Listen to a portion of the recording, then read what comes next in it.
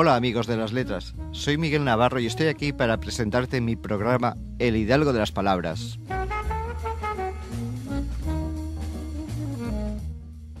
Un lugar en el que hablaremos de poesía, cuentos, novelas, teatros, historias diferentes que llenarán tu corazón. Historias para todo aquel que tiene algo que contar, algo que soñar, algo que vivir. La vida son palabras y las palabras sueños son.